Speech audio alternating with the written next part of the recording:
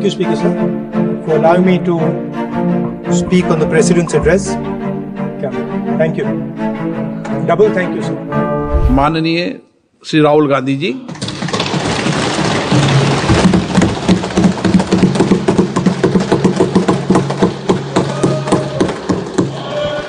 Thank you, Speaker Sir, for allowing me to speak on the President's address.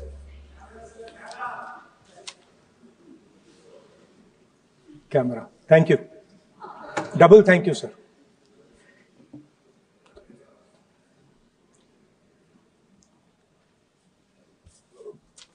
I heard the President's address. I sat there with Kharge ji and I listened to it. And I must say, I struggled through the President's address to maintain my attention on what was being said. Because I had heard pretty much the same President's address the last time and the time before that and the time before that. And it was the same laundry list of things that the government has done. We have done this, we have done this, we have done this, 50 or 100 things that the government has done. And so while I was sitting there, I was thinking, okay, I am being critical about what is being said. And I am saying that this is not the type of President's address that should be delivered. Well, the question came to my mind, what type of address would an India Gathbandhan government deliver? How would that address be different than the address we heard? Because it's no point me saying that it is a laundry list and then not providing a alternative idea. And so today I would like to lay out some dimensions of what an alternative address would look like, what the India Gathbandhan would probably focus on, and where we would lay emphasis. The future of this country is going to be decided by the young men and women of this country, the youth of this country. So I think anything we say has to be addressed to them, has to be spoken to them. The first thing in front of us, and this is something I'm sure the Prime Minister would accept, and pretty much everybody in this room will accept, is that even though we have grown fast, we are growing slightly slower now, but we are still growing.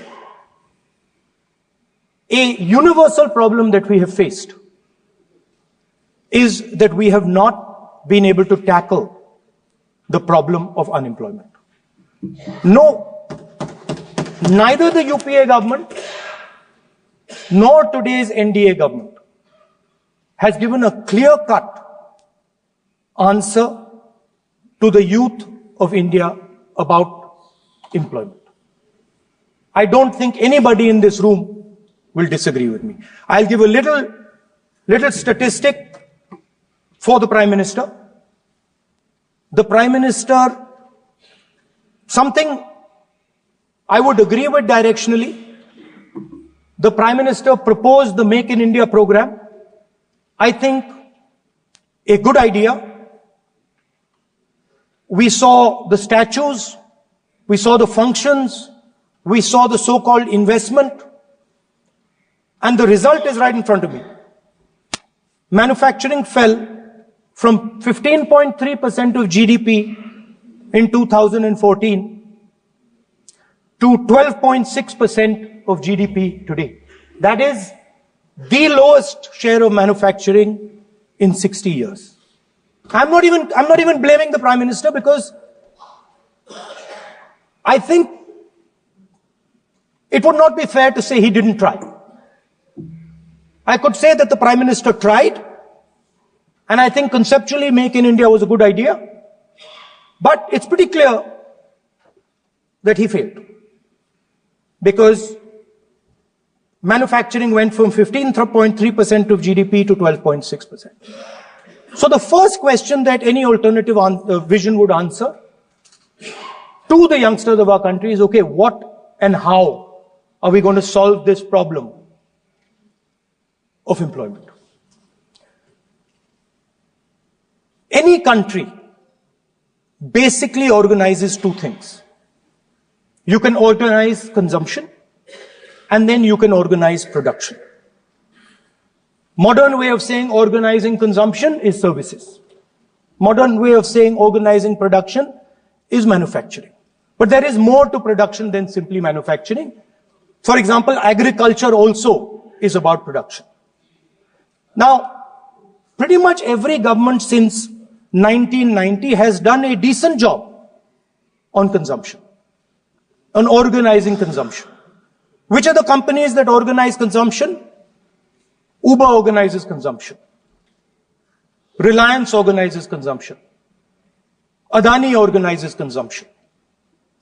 But we have, as a country, failed in organizing production. We have excellent companies that try to organize production. They are the Mahindras of this world. They are the Bajajes of this world. Part of Tata's organizes production, but the record of the country in organizing production is dismal. And essentially what we have done is we have handed over the organization of production to the Chinese. So this mobile phone, even though we are saying we make this mobile phone in India, that is not a fact. This phone is not made in India. This phone is assembled in India. All the components of this phone are made in China. The network that has produced this phone is made in China, is owned by China. So every time we use a phone, every time we wear a Chinese shirt, a Bangladeshi shirt, every time we wear a pair of Chinese sneakers, we are paying a tax to China. Because some Chinese youngster is earning a salary to make or to produce that product. So the first message I would give in a presidential address would be that India has to focus completely on production. Because if we do not focus on production and we continue to focus only on consumption, we will find that we will run huge deficits, we will increase inequality, and eventually we will run into a serious problem. Social problem because of unemployment, which we are already facing.